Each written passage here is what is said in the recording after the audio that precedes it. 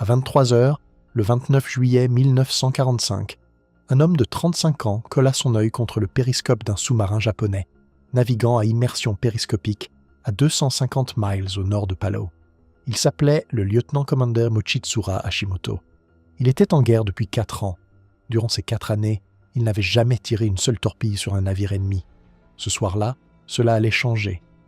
Mais avant d'en arriver à ce que Hashimoto vit dans ce périscope et à ce qui arriva aux 900 hommes qui survécurent à ce qui suivit, il nous faut revenir en arrière. Revenir à ce que cela signifiait réellement d'être un sous-marinier japonais pendant la Seconde Guerre mondiale. Car l'histoire de la force sous-marine de la marine impériale japonaise n'est pas une histoire de gloire, c'est une histoire d'hommes enfermés dans des tubes d'acier, respirant un air qui les tuait lentement, guettant les sons qui signifiaient que leur mort n'était qu'à quelques secondes, et accomplissant tout cela pour une marine qui avait fondamentalement mal compris à quoi servaient les sous-marins. Le Japon entra dans la Seconde Guerre mondiale avec l'une des flottes de sous-marins les plus puissantes du monde. En 1941, la marine impériale japonaise opérait 63 sous-marins de classe 1, de grands bateaux de flotte plus longs, plus rapides et plus lourdement armés que presque tout ce que les Américains ou les Britanniques avaient en mer. Les sous-marins de classe déplaçaient plus de 2000 tonnes en plongée.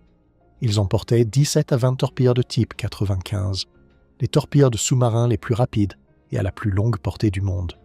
Certains transportèrent des hydravions dans des compartiments hangars, étanches, à l'avant du kiosque. Certains avaient été convertis pour transporter des sous-marins de poche sur leurs ponts. Quelques-uns, d'ici 1944, transportèrent quelque chose qui n'avait aucun équivalent dans aucune autre marine du monde. À la fin de la guerre, le Japon avait construit 190 sous-marins et en avait perdu 129. C'est un taux de perte de 68%. Sur 3 sous-marins japonais qui prenaient la mer, 2 ne revenaient jamais. Les hommes qui y servaient connaissaient les chiffres. Les sous-marins de classe, un transportait des équipages de 94 à 105 hommes. C'est significatif car c'est environ le double de l'effectif d'un sous-marin de flotte américain de taille comparable. L'équipage plus nombreux reflétait la taille plus grande du bateau, mais cela signifiait aussi davantage d'hommes respirant un air limité, davantage de corps générant de la chaleur dans un tube métallique hermétique, davantage d'êtres humains endurant des conditions auxquelles les concepteurs du sous-marin n'avaient presque pas réfléchi pour les rendre vivables. Les concepteurs de sous-marins japonais étaient des ingénieurs navals. Ils comprenaient les systèmes de propulsion, la mécanique des tubes lance-torpilles, les barres de plongée, les ballasts. Ce pourquoi ils ne concevaient pas, c'était le confort humain. Les sous-marins américains de la même époque étaient équipés de la climatisation. Les bateaux japonais de classe ne l'étaient pas. Ce n'était pas un oubli. C'était un choix délibéré de la direction navale de la MIJ, qui considérait la climatisation comme un luxe incompatible avec l'esprit guerrier. La conséquence pratique de cette décision était la suivante. Un sous-marin de classe, un faisan, tourner ses moteurs diesel en surface pendant plusieurs heures, accumule de la chaleur moteur dans le compartiment situé derrière la coque de pression. Lorsque le bateau plonge, cette chaleur n'a nulle part où aller. La température de la salle des machines dépasse les 38 degrés Celsius. La chaleur se propage vers l'avant à travers le bateau. La salle des torpilles, les quartiers de l'équipage, la salle de contrôle, les espaces des officiers, tous se remplissent d'une chaleur que l'océan extérieur ne peut pas dissiper assez vite parce que l'eau de mer tropicale se situe elle-même entre 27 et 29 degrés Celsius. Le différentiel de température entre l'intérieur du bateau et la mer environnante est trop faible pour permettre un transfert de chaleur significatif à travers la coque. Un équipage de 100 hommes, respirant dans un environnement hermétique, produit approximativement 70 à 135 kg de vapeur d'eau par jour. Cette humidité n'a nulle part où aller. Elle se condense sur chaque surface métallique. Les cloisons transpirent, les plaques de pont transpirent, les vêtements des hommes sont en permanence humides. La combinaison de la chaleur, de l'humidité et de 100 hommes qui ne se sont pas lavés depuis des semaines, dont le linge n'a pas été lavé depuis des semaines, dont les restes de nourriture s'accumulent dans un espace sans système d'élimination des déchets digne de ce nom, produit une odeur que les vétérans du service sous-marin décrivirent des décennies plus tard comme quelque chose qui ne pouvait pas être expliqué à ceux qui ne l'avaient pas vécu. L'eau douce à bord d'un sous-marin de classe en était rationnée en quantité insuffisante pour se laver régulièrement. L'eau potable était prioritaire. L'hygiène personnelle devenait minimale. Les hommes laissaient poussaient leur barbe car se raser consommait de l'eau. Le même ensemble de vêtements était porté pendant des semaines. La salle des torpilles avant, le compartiment le plus grand du bateau, servait également de quartier pour les hommes de rang, dont les couchettes étaient positionnées entre et au-dessus des râteliers à torpilles. Ils dormaient par roulement, plusieurs hommes partageant une même couchette en rotation, un système que les Américains appelaient le hot racking. L'expression était tout aussi exacte en japonais. Telles étaient les conditions en situation normale. Les conditions normales, lors d'une patrouille de sous-marins japonais dans le Pacifique en 1943, signifiaient deux choses. Cela signifiait être immergé pendant les heures de clarté, parce que les avions américains anti-sous-marins avaient rendu la navigation en surface de jour suicidaire. Et cela signifiait faire surface la nuit pour faire tourner les moteurs diesel, recharger les batteries et évacuer l'air vicié accumulé dans la coque toute la journée. La situation de l'air mérite une attention particulière, car elle explique quelque chose de fondamental sur ce que les sous-mariniers japonais vivaient psychologiquement à chaque patrouille. Lorsqu'un sous-marin de classe 1 plongeait, et l'air à l'intérieur de la coque de pression était l'air que l'équipage respirerait, jusqu'à ce que le bateau remonte en surface. Des études sur les sous-marins menées avant la guerre avaient établi des mesures précises de ce qui arrivait à cet air au fil du temps. Un être humain expire 0,75 pieds cubes de dioxyde de carbone par heure et consomme 0,9 pieds cubes d'oxygène.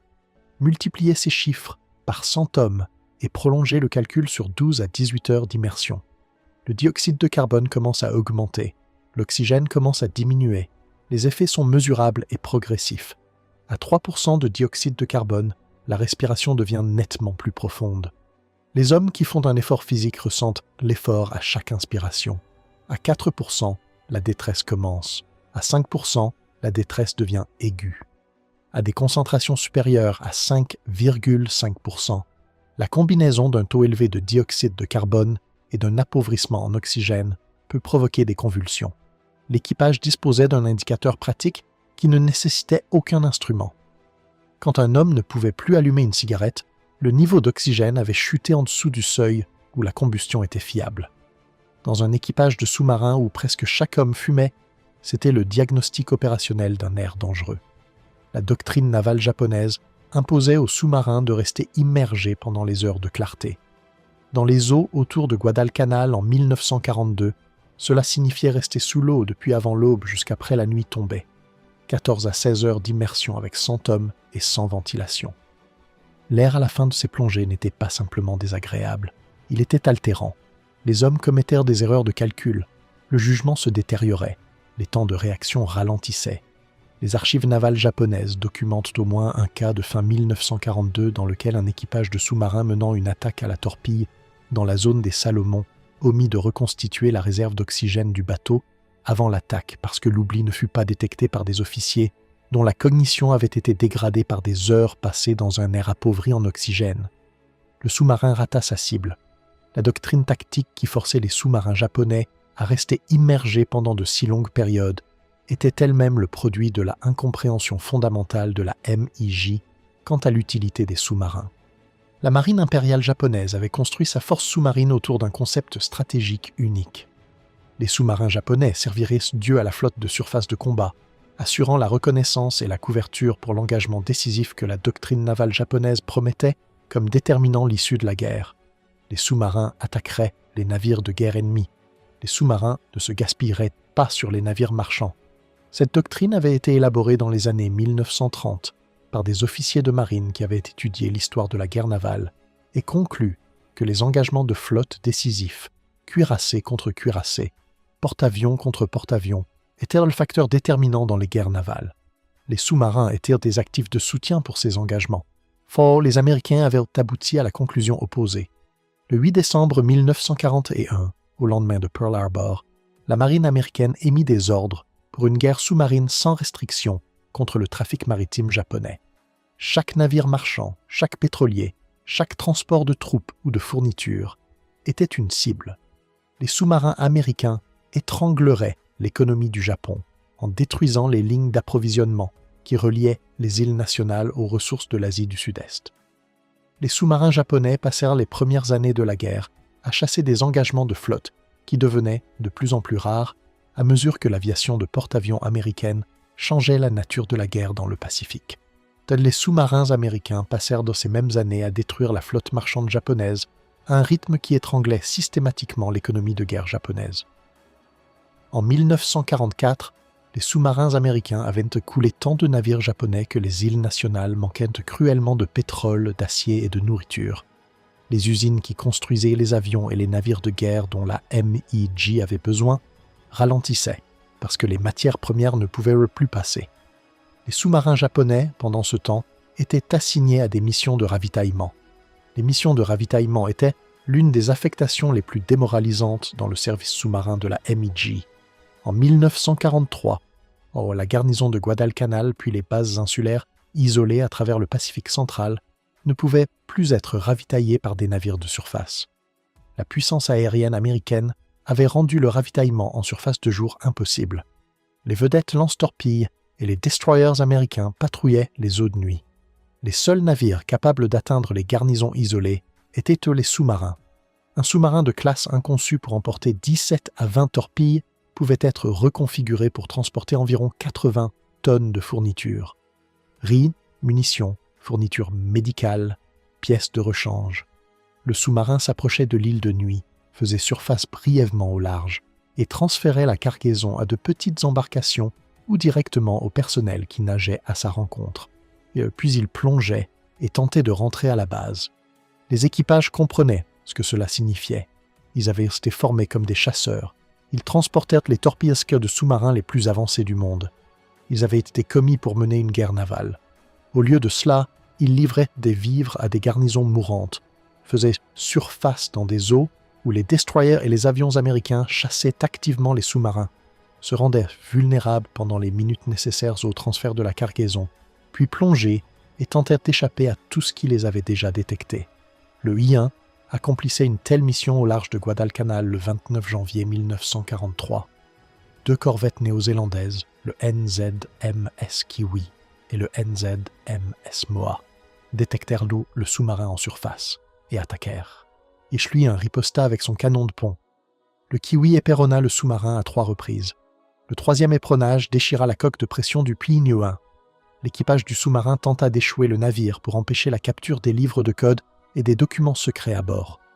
L'officier en second rassembla les documents classifiés et tenta de les jeter par-dessus bord. Les forces américaines en récupérèrent une partie.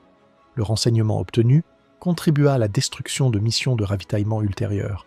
Sur les 102 sous-marins japonais qui effectuèrent des missions de ravitaillement vers des garnisons isolées dans le Pacifique, entre 1942 et 1945, 49 furent coulés. Près de la moitié. Les hommes qui effectuaient ces missions connaissaient les probabilités. Ils y allèrent quand même, parce que les ordres venaient de Tokyo, et dans la marine impériale japonaise, les ordres de Tokyo ne se discutaient pas.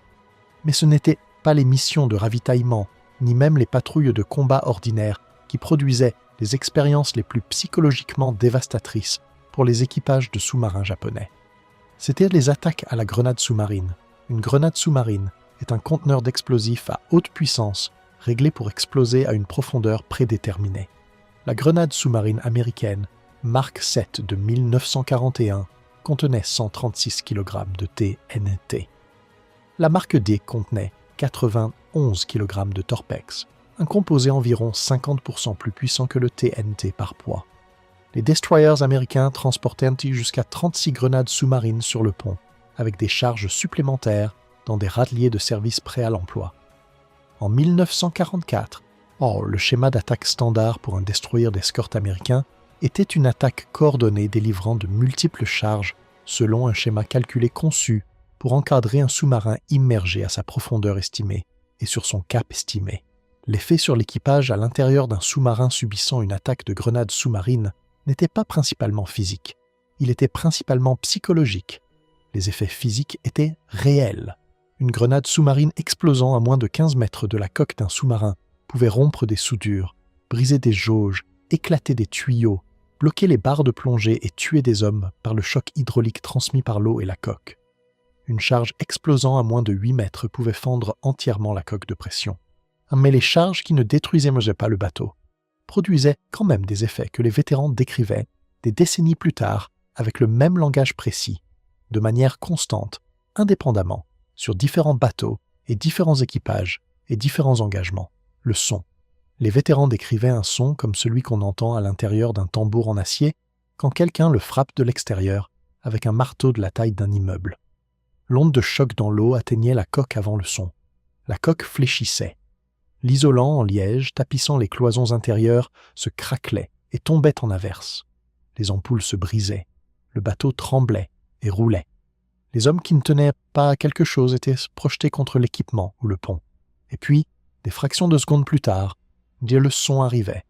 Pas un boom, un craquement, une compression instantanée de l'air à l'intérieur de la coque que les vétérans décrivaient comme frappant les oreilles, comme un coup physique. Et puis les destroyers repassèrent par-dessus eux et en larguaient d'autres. La durée moyenne d'une attaque de grenade sous-marine sur un sous-marin japonais dans le Pacifique était d'1 à 4 heures. Certaines duraient plus longtemps. L'équipage ne pouvait rien faire d'autre qu'exister à l'intérieur de la coque tremblante, dans l'obscurité si l'énergie des lanternes de combat devait être ménagée, dans la chaleur et l'air vicié, écoutant les hélices du destroyer au-dessus d'eux, sentant la vibration des vis à mesure que le navire virait pour une nouvelle passe et attendant le prochain tir. L'attente était souvent pire que les charges elles-mêmes. Les vétérans des attaques de grenades sous-marines décrivaient ce qui arrivait aux hommes dans les minutes et les heures d'attente entre les salves de charge. Certains hommes devenaient complètement immobiles, se retirèrent dans un silence que leurs camarades ne pouvaient pas atteindre. D'autres développaient un tremblement physique involontaire qui n'avait aucun lien avec la température. Certains hommes, comme le documentaire dit les vétérans, perdèrent le contrôle de leurs intestins. Non pas par lâcheté, par la réponse neurologique spécifique du système nerveux humain à une menace existentielle prolongée dans un environnement qui n'offrait aucune possibilité de fuite et aucune possibilité de résistance efficace. Les commandants des sous-marins japonais n'avaient aucun protocole pour savoir que faire des hommes dans cet état. La doctrine américaine des sous-marins avait élaboré des procédures empruntées en partie à l'expérience des U-boats allemands pour gérer la psychologie de l'équipage lors d'attaques prolongées de grenades sous-marines. Il n'existait pas de doctrine japonaise équivalente. La MIJ n'avait pas anticipé que ces sous-marins passeraient des heures à être chassés. La culture navale japonaise mettait l'accent sur l'attaque et le mouvement en avant. La défense et l'endurance n'étaient pas des sujets qui recevaient une attention systématique dans le programme de formation. Ce que les commandants faisaient, individuellement, selon leur propre jugement et leur caractère, était tout. Le commandant du IR-19, le lieutenant-commandeur Takakasu Kinashi, était connu parmi son équipage pour sa voix lors des attaques de grenades sous-marines. Pas des paroles rassurantes. Son équipage ne se souvenait pas qu'il ait dit quoi que ce soit de précis. Ce dont il se souvenait, c'est qu'il parlait continuellement, sur un ton normal, donnant des ordres de routine comme si les charges qui explosaient à l'extérieur de la coque étaient un bruit de fond sans importance. L'équipage comprenait que c'était de la mise en scène. Il comprenait aussi que c'était ce dont il avait besoin. Kinashi fut l'un des commandants de sous-marins japonais les plus performants de la guerre. Le 15 septembre 1942, le I-19 tira une salve de 6 torpilles de type 95 sur le porte-avions américain USS Wasp, opérant au large de Guadalcanal. 3 torpilles touchèrent le Wasp. Le porte-avions prit feu, subit des explosions internes catastrophiques et coula en moins d'1 heure. 2 torpilles supplémentaires de la même salve continuèrent au-delà du Wasp et touchèrent le cuirassé USS North Carolina et le destroyer USS O'Brien. Le North Carolina subit un impact de torpille unique et fut endommagé assez gravement pour nécessiter des mois de réparation. Le O'Brien subit un impact qui causa des dommages structurels qui conduisirent finalement au démembrement et au naufrage du navire 6 semaines plus tard. Une salve de 6 torpilles, un porte-avions coulé, un cuirassé mis hors de combat, un destroyer finalement coulé. C'est à ce jour la salve de torpilles unique, la plus destructrice, tirée par n'importe quel sous-marin de n'importe quelle marine pendant la Seconde Guerre mondiale. IG-19 lui-même fut coulé le 25 novembre 1943 par le destroyer USS Radford près de l'île Makin. Les 105 hommes à bord moururent. Kinashi n'était pas parmi eux. Il avait été transféré à un autre commandement. Il mourut 2 ans plus tard dans un sous-marin différent, dans un autre océan. Les hommes qui moururent sur le Pramot 19 en novembre 1943 avaient regardé leur commandant mener l'attaque à la torpille unique la plus dévastatrice de l'histoire des sous-marins 14 mois plus tôt. que cette connaissance leur ait signifié quoi que ce soit dans les dernières secondes, lorsque les grenades sous-marines du Radford déchirèrent la coque de pression, est impossible à savoir. L'eau près de l'île Makin fait plus de 1200 mètres de fond. Personne n'atteignit jamais l'épave. Le programme Kaiten débuta en février 1944 et représente le moment où la force sous-marine de la marine impériale japonaise franchit le pas de la désespération conventionnelle vers quelque chose de qualitativement différent. 2 jeunes officiers de sous-marins, le lieutenant Hiroshi Kuroki et le lieutenant Sekio Nishina, observaient-ils la technologie anti-sous-marine américaine s'améliorer régulièrement tout au long de 1943. Un meilleur radar, un meilleur sonar, de meilleures grenades sous-marines, de meilleures tactiques. Les calculs devenaient impossibles à nier. Les sous-marins japonais étaient détruits plus vite qu'ils ne pouvaient être remplacés. Le taux d'attrition n'était pas viable au niveau stratégique. Oui, Kuroki et Nishina conclurent que le seul moyen de garantir qu'une torpille atteigne sa cible était d'y placer un être humain pour la guider. Ils soumirent leur proposition au commandement naval. Elle fut rejetée. Ils la révisèrent et la soumirent à nouveau. Elle fut rejetée à nouveau. Ils la soumirent une 3e fois, rédigée dans leur propre sang en signe de sincérité absolue, ce qui était un geste culturel japonais, d'un sérieux ultime reconnu au sein de la hiérarchie militaire. Cette fois, elle fut approuvée. Le Kaiten Type 1 était une torpille standard longue lance, de type 93, dont la section centrale avait été allongée pour créer un compartiment pilote cylindrique de 35 cm de diamètre et d'1,2 m de long. Le pilote était assis sur une chaise en toile sur le plancher du compartiment, avec les genoux près de la poitrine. Un périscope rudimentaire était positionné directement devant son visage. Des commandes de direction basiques lui permettaient d'ajuster le cap de la torpille. La ogive dans le nez contenait 1550 kg d'explosifs, plus de 3 fois la ogive standard du type 93. La torpille pouvait atteindre des vitesses de 30 nœuds et avait une portée de 78 km nautiques. Il y avait une trappe d'évacuation dans les premières conceptions. Elle ne fut jamais utilisée. Les conceptions ultérieures la supprimèrent. Si le pilote ratait sa cible au premier passage, il pouvait tenter un deuxième. Si le deuxième passage ratait également, le mécanisme d'autodestruction était disponible pour faire exploser manuellement la ogive. Qu'il réussît ou échouât, le pilote ne revenait pas. L'entraînement se déroulait sur l'île de Tsushima. Les pilotes s'entraînaient à des passes d'approche sur des navires de surface, utilisant le périscope pour identifier et se rapprocher d'une cible, puis simulant la plongée finale à la profondeur d'attaque. L'entraînement était conduit avec des ogives inertes, ce qui signifiait qu'une collision avec un navire de surface pendant l'entraînement était survivable en théorie.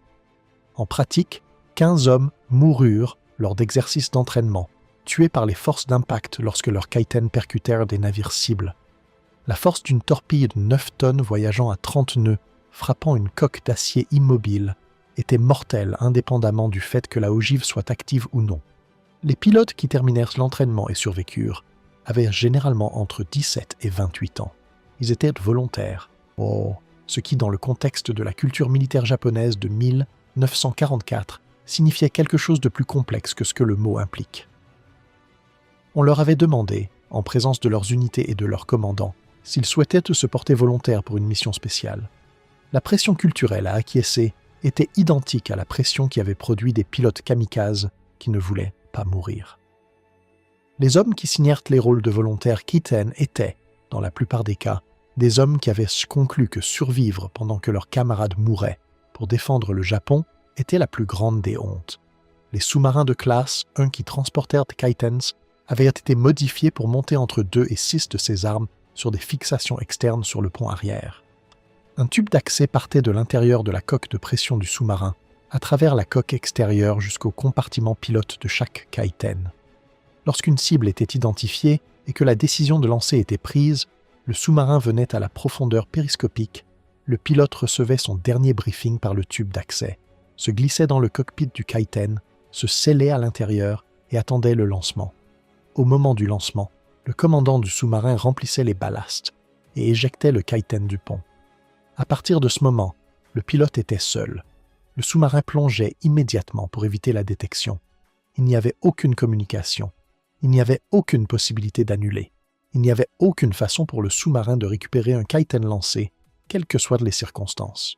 Et le pilote était seul dans un cylindre d'acier de 35 cm de large, dans l'obscurité, avec le son du moteur de la Torpillas à 15 cm derrière sa tête, voyageant à 30 nœuds à travers une eau qu'il ne pouvait pas voir, vers une cible qu'il ne pouvait vérifier qu'en faisant surface brièvement pour utiliser le périscope, s'appuyant sur un système de navigation, sujet à la dérive des courants et aux erreurs mécaniques, avec 1550 kg d'explosifs à 1,2 m devant son visage. S'il ratait, il avait une autre chance. S'il ratait à nouveau, ou s'il se retrouvait à court de carburant sans avoir acquis de cible, il était seul en plein océan dans un tube d'acier sans aucun moyen de survie autre que le mécanisme d'autodestruction. Les historiens navals estiment que de nombreux pilotes Kaiten qui atteignirent la fin de leur carburant sans trouver de cible firent exploser manuellement la ogive plutôt que de mourir lentement d'asphyxie dans le cockpit. Il n'y a aucun moyen de vérifier cela. Les hommes qui firent ce choix ne laissèrent aucun témoignage. La première mission opérationnelle Kaiten fut lancée depuis les sous-marins 36 et I-47 en novembre 1944, ciblant le mouillage américain de l'atoll d'Ulithi. 5 Kaitens furent lancés depuis le Pepi en 1947. L'un d'eux, piloté par Sekio Nishina, transportant une urne contenant les cendres de son co-inventeur Hiroshi Kuroki, mort dans un accident d'entraînement, frappa le ravitailleur auxiliaire USS Mississinawa à 5h47 du matin, alors que le navire était à l'ancre. Le Mississinawa avait rempli ses réservoirs avec 1 530 000 litres d'essence d'aviation la veille. L'explosion produisit une boule de feu de 30 mètres de haut. Le navire coula en quelques heures. 63 hommes moururent. Nishina fut crédité à titre posthume d'avoir coulé un porte-avions. La marine japonaise ne pouvait pas se résoudre à reconnaître que son arme la plus avancée avait coulé un ravitailleur. L'empereur reçut une peinture dépeignant un porte-avions américain se brisant en deux. Entre la première mission Kaiten en novembre 1944 et la fin de la guerre en août 1945, 11 grandes opérations Kaiten furent conduites. Les résultats furent presque entièrement catastrophiques pour le Japon. Les sous-marins transportant des Kaiten étaient limités à une plongée maximale de 90 mètres, parce que la coque du Kaiten ne pouvait pas résister à une pression plus grande. Cette restriction rendait les sous-marins porteurs plus détectables et plus vulnérables. 6 sous-marins transportant des Kaitens furent coulés par les forces anti-sous-marines américaines avant de pouvoir lancer une seule arme. 6 équipages d'environ 100 hommes, chacun moururent sans que les Kaiten qu'ils transportaient aient été utilisés.